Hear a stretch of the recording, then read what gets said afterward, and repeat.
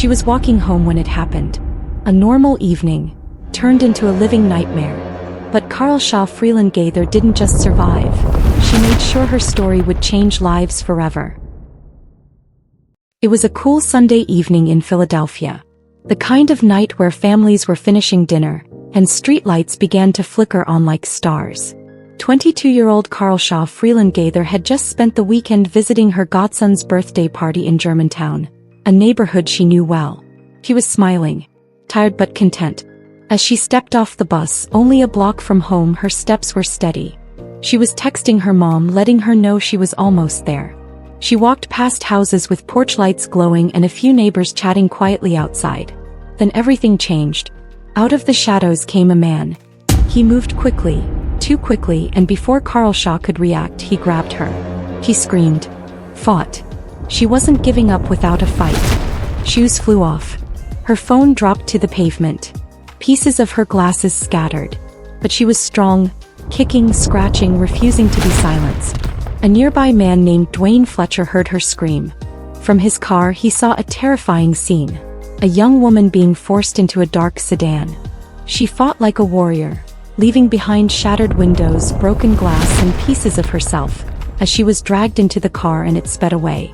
And just like that, Carlesha was gone. The city wouldn't sleep that night. Safety tip: always let someone know your location when traveling alone, especially at night.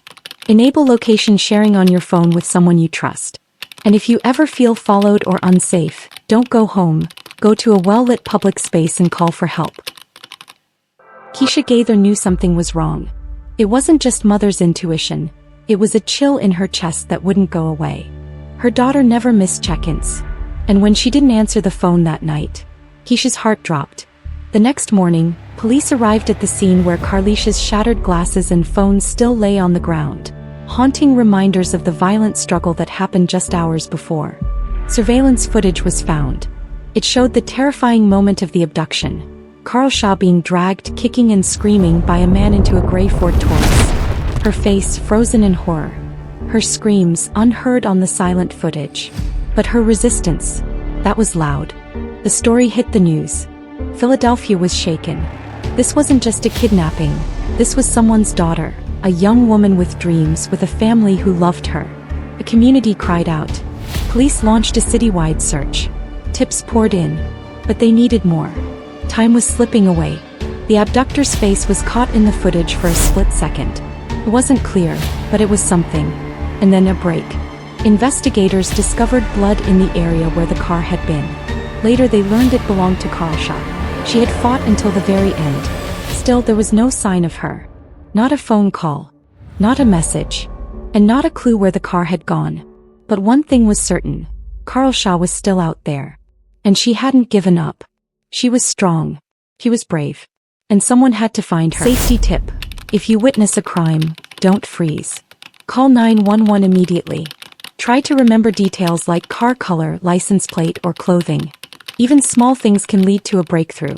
Your voice could save a life. 2 days had passed since Carlesha Freeland-Gaither vanished, and with each passing hour, the weight grew heavier on her mother's chest. Detectives retraced every second of that surveillance footage. They zoomed in. They enhanced. Frame by frame they searched for clues. And finally, something. A broken window. On the car, the rear side window had been shattered. That meant one thing. Carlesha fought hard. He kicked it out from the inside. That single detail told investigators that Carlesha was still alive, at least during the abduction. And she hadn't stopped resisting. Meanwhile, across state lines in Virginia, something else stirred. A woman named Monique, a nurse with years of experience working with patients in trauma, had just received a visitor she didn't expect. Her ex, a man named Delvin Barnes. She hadn't seen him in a while. He looked strange, worn, agitated. And he wasn't alone. In her quiet house, she heard something. Movement. From the back. Her gut twisted. He tried to act normal, but Monique knew how to read people, especially broken ones. She'd worked in hospitals. She could see it in his eyes. Then suddenly she heard a voice. A girl. Faint. Like someone trying not to cry too loudly. Monique's heart dropped. For hours she played calm. She listened. She talked to him, about his daughter, about life. anything to keep him distracted and draw him out. She was afraid to act too quickly. And that's when he said it. Delvin began to speak about other girls, other victims, other crimes. And Monique realized something chilling. This wasn't just a kidnapping. She was standing across from a serial predator. Still, she kept her voice steady. He got him talking. More details, more truths. She knew this might be the only chance to save a life. Meanwhile, back in Philadelphia, police finally identified the man in the blurry footage. Delvin Barnes, 37 years old. A violent history. A suspect in another kidnapping case. He was on the run. And now the clock was ticking faster than ever. Investigators knew if they didn't find him soon, Carlesha might never come home. Safety tip. If your gut tells you something is wrong, trust it. Whether it's a stranger's behavior or something that feels off at home or work, your instincts are there to protect you.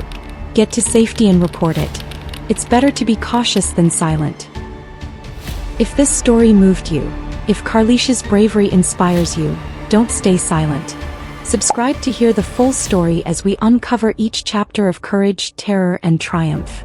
Click like to show support for survivors. And share this video, because someone out there needs to hear this. Her story might save another life. Jessup, Maryland. A quiet town tucked between highways and strip malls. It was there, in the most ordinary of places, that an extraordinary break in the case unfolded. The gray Ford Taurus, Delvin Barnes' car, had vanished into the night after the abduction. Police had its description. They even had its broken window from the footage. But what they didn't have was a lead. Till now. It came from a small used car dealership in Virginia. An agent, following a hunch, had traced the car's registration. When he called the dealer, they dropped a bombshell. "We put a GPS tracker on that car," the man said. The reason? Barnes had bought it with bad credit. Standard practice. If he didn't pay, they'd repossess the vehicle. But now, that little black device was doing something else. It was about to save a life. The dealer pinged the GPS. Bingo. The car was in Jessup, parked behind a strip mall not far from the interstate. Police locked in the coordinates and moved fast. Across town, ATF Special Agent David Cheplak was already on patrol when the call came through. He punched the address into his car's GPS and floored it. Every red light felt like a lifetime.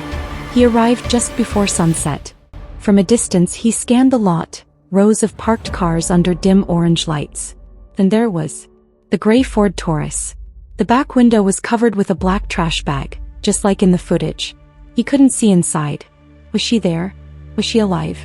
He radioed in. More agents arrived. They circled the parking lot in unmarked cars, setting up a perimeter. Then they waited. They had no idea what Barnes had inside that vehicle.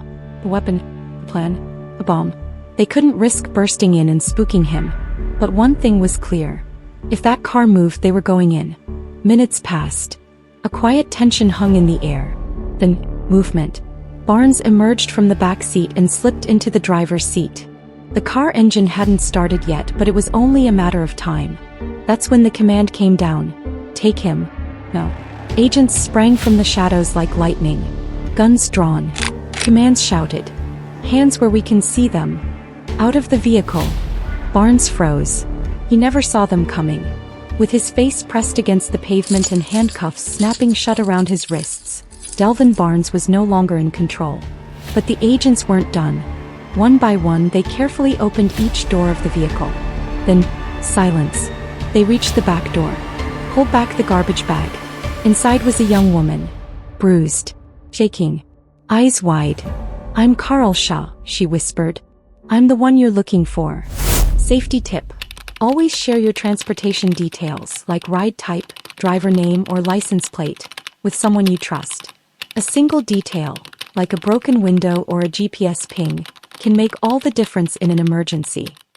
The world outside was a blur of flashing lights. Red, blue, red again. But inside that car it was quiet. So, a silence that carried too much pain. Carlesha Freeland-Gaither sat huddled in the back seat of the gray Ford Taurus, blinking through swollen eyes as agents opened the door. She didn't move at first. She didn't even speak. Until one of them gently asked, "What's your name?" She looked up, slowly, and whispered, "I'm Carlesha. I'm the one you're looking for." The agent's voice cracked through his radio. "She's here. We found her. Alive." Cheers erupted over the channel. Back at HQ, agents wiped tears from their eyes. And at home in Philadelphia, a grandmother fell to her knees when the news reached her. Carlesha was alive. Minutes later, wrapped in a blanket and surrounded by agents, Carlesha was escorted into an ambulance. Her face was pale. Her hands trembled. But she never looked away. Not from the officers. Not from the light. She had survived. At the hospital, doctors rushed to assess her injuries. But more than anything, she wanted one thing: her grandmother. It took hours. There were protocols, procedures, paperwork. But when the moment finally came, the door opened and in walked the woman who had raised her. "Carlesha," her grandmother whispered. Carlesha looked up and burst into tears. The two fell into each other's arms. There were no words, only sobs and rocking back and forth like they had done so many times before. The nightmare was over. Well, mostly. Because trauma doesn't vanish with a hug. It doesn't leave when the monster is caught. It lingers. In the shadows of bedrooms, in dreams, in the quiet hum of passing cars. But for now she was safe. Federal held. Alive. That night, Carlesha closed her eyes and rested for the first time in days. Across town, Dwayne Fletcher, the man who saw her being taken, heard the news and wept. He had feared the worst. Blamed himself for not doing more. But now, she was home. He didn't know it yet, but this moment would become his turning point too. Safety tip. If you ever witness an abduction or assault, call 911 immediately and report as many details as you can. License plates, car color, clothing. Even small observations can save lives. November 2nd had started like any other Sunday for Dwayne Fletcher. He was just a man heading home after visiting a friend. Tired. Ready to crash on his couch. But fate had other plans. As he turned onto the sidewalk in Germantown, something caught his eye. A woman struggling, screaming, trying to break free from a man dragging her toward a car. Dwayne froze. "I thought it was a couple arguing," he would later recall. "But then I saw the glass shatter, and she screamed again." Carlesha's shoe flew off. Her glasses hit the ground. He kicked and punched. She fought with everything she had. And it was that fight that made Dwayne realize this wasn't a domestic dispute. This was a kidnapping. Dwayne ran toward the car. The man shoved Carlesha into the backseat and jumped in behind her. The car sped off, tires squealing, disappearing into the night. But not before Dwayne did something incredibly important. He picked up her broken glasses, her shoe, and her shattered phone. And he called the police. "I didn't have a plan," he said later. "I just knew I had to do something. I couldn't just walk away." That one call, that single moment of courage, changed everything. When police arrived, Dwayne gave them everything he had. His memory of the car, what he saw, what she looked like, and even the evidence she left behind. Her phone, though smashed, would later reveal digital breadcrumbs. Messages, photos, contacts. They would all help piece together her identity and her habits. Officers canvassed the area. Neighbors came forward. Surveillance cameras were pulled from surrounding buildings. But it all started because one man chose not to stay silent. And that one act of bravery rippled outward. First to the detectives who picked up the case, then to the task force that chased down Delvin Barnes, and finally to the agents who pulled open that car door in Jessup, Maryland, and found Carlesha alive. Dwayne didn't wear a cape. He didn't carry a badge. But that night he became a hero. Safety tip. Never ignore screams or signs of distress in public. If it seems wrong, call emergency services right away. Your phone call could be someone's lifeline. But what happened to Delvin Barnes? How did the investigation crack open so quickly after the footage went public? For 3 days, Carlesha's name spread across the country. Her face was on every TV, every news app, and every social media feed. People were terrified, but they were also watching. And it worked. In Richmond, Virginia, nearly 200 miles away from where Carlesha had been taken, someone recognized the man in the surveillance footage, the one dragging her into the car. His name was Delvin Barnes. Age, 37. Criminal history, long.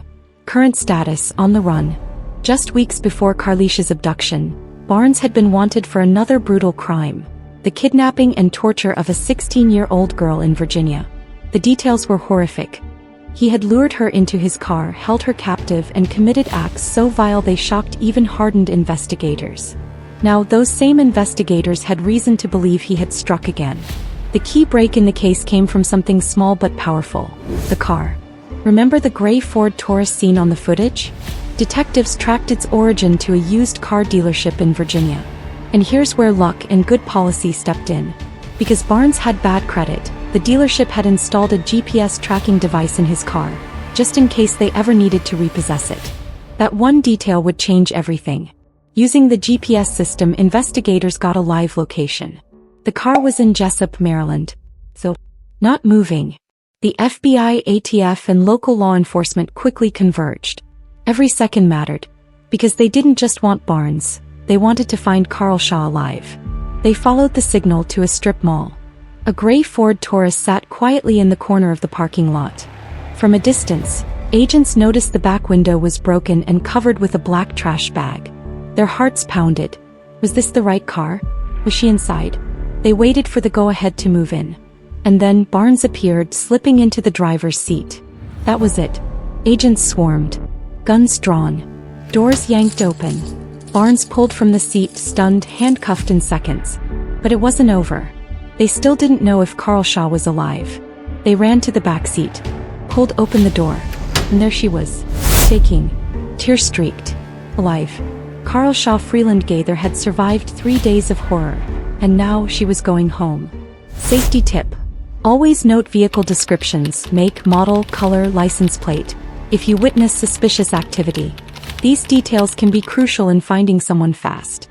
This moment would make national headlines. But what happened next? The reunion with her grandmother, the healing process, and the man who helped save her life. If you believe in shining light on injustice, survival, and hope, please hit that subscribe button and turn on notifications. Your support helps us keep telling stories that matter. The ride to the hospital was silent except for the sound of Carlesha's quiet crying.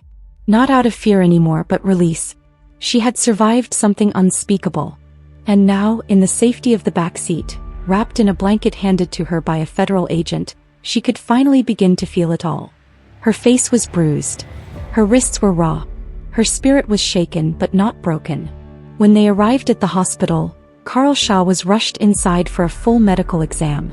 But even before a doctor could check her vitals, she asked for one thing. Please, I just want my grandma. A few hours later, the hospital doors opened once more. Her grandmother entered the room. For 3 nights, this woman had clung to hope like oxygen. She had barely slept. She had aged 10 years in 72 hours. Now she stood frozen at the doorway, until Carlesha turned, looked up and whispered, "Grams." The two collapsed into each other. There were no words. Just the kind of crying that comes when a soul has been returned. News cameras captured the moment later. But what they couldn't capture was the way Carlesha held on, refusing to let go. As if letting go might make it all real again. That moment didn't just heal a family, it healed a city. Baltimore had held its breath for days. When the footage aired of Carlesha safe in her grandmother's arms, people on the street hugged strangers. Teachers cried with their students. First responders wept behind closed doors. Hope had won. But across town, another reunion was being planned, between Carlesha and the man who refused to turn away the night she was taken. Dwayne Fletcher. He had seen the whole thing unfold. He had chased the car, called the police, reported what he saw, and for days he blamed himself for not doing more. What he didn't realize was this. Without Dwayne, Carlesha might never have been found. 1 year after the abduction, the two finally spoke on the phone. It was short, emotional, and deeply healing. "Thank you," she told him. "You saved my life." He didn't feel like a hero. But to Carlesha and to the city that now knew his name, he always would be. Today, Dwayne runs a boxing gym for girls in North Philly. He teaches them how to throw punches. But more importantly, he teaches them how to never feel powerless. Safety tip: if you witness a crime in progress, don't freeze, report it. Take mental notes. Act quickly and let trained professionals take over. You may save a life. Carlesha's story was no longer just about survival. It was about strength, community, courage, and what happens when we refuse to look away. 3 days after his dramatic capture in that strip mall parking lot, Delvin Barnes sat across from federal agents inside a gray-walled interrogation room. No windows, no noise, Just the faint hum of the overhead light and the weight of justice pressing down on him. He didn't ask for a lawyer. He didn't even try to deny it. Instead, he spoke, slowly, quietly, and then, shockingly, he told them everything. He confessed to abducting Carlesha. He described in grim detail how he had stalked her. He admitted to assaulting her. He gave locations, times, twisted reasons. The agents, trained to remain calm, found themselves shaken. Some had seen monsters before, but this one felt different. Calculated. And yet, behind his words, no remorse. No emotion. Just facts. Barnes also admitted to a prior crime. Another abduction of a young woman in Virginia. In that case, he'd poured bleach and gasoline on his victim, intending to kill her. Miraculously, she had survived. Now the pieces began to fit together. This wasn't a one-time act of violence. This was a predator with a pattern. And Carlesha's survival may have stopped something far worse from continuing. The court proceedings moved swiftly. Prosecutors didn't need to build much of a case. The evidence was overwhelming. Surveillance footage, eyewitness reports, GPS tracking, and now a full confession. Delvin Barnes pleaded guilty to 1 count of federal kidnapping. His sentence: 35 years in federal prison. No parole. No more freedom. Carlesha didn't attend the sentencing. She had made her peace. She had her closure. What mattered most now wasn't how long Barnes would sit behind bars, but how far she could walk forward without looking back. Still, the courtroom echoed with a powerful reminder. The judge looked directly at Barnes before the gavel fell and said, "This young woman fought for her life. And thanks to her courage, and to the many hands who helped, we are here today. You will never hurt anyone again." Back home, Carlesha was still healing. Each day brought a new challenge. Loud noises made her jump. Walking alone gave her anxiety. But she had one thing she didn't have before: a second chance. She was determined to use it. She began speaking privately to survivors, writing letters, helping others who had experienced trauma. Though she didn't want the spotlight, she knew her voice could be a lifeline for someone else. "I still have nightmares," she once said, "but I'm still here. And that means something." Safety tip: survivors of trauma often need more than time, they need support. If someone opens up to you about abuse, listen. Believe them. Help them find professional care. Silence only empowers the abuser. What started as a nightmare had now become a movement. And Carlesha, against all odds, was its voice. And remember, if you're finding value in this story, hit that subscribe button and turn on notifications. The courtroom was quiet now. The news vans had packed up. The agents moved on to other cases. And the headlines slowly faded away. But for Carlesha, this wasn't the end of a news cycle. It was the beginning of a new life. After surviving 3 days in the hands of a monster, after breaking free from zip ties, shattered glass, and fear, Carlesha had only one thing on her mind: healing. But healing doesn't come all at once. Some days she'd wake up shaking from nightmares. Other days she couldn't go near her front door without looking over her shoulder. The trauma didn't leave quietly, it came in waves.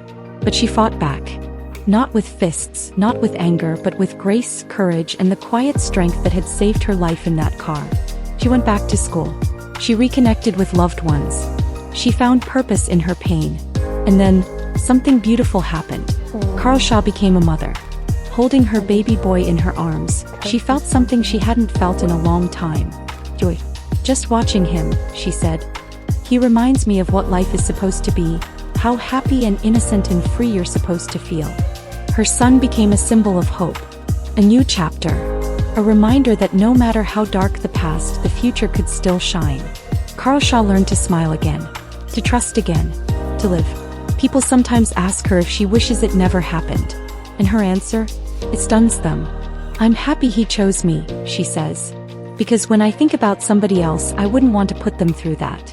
She doesn't say it from a place of pride, but from a place of purpose. Because she believes she was meant to survive, not just for herself but for others. I get to still tell my story, and hopefully help somebody else.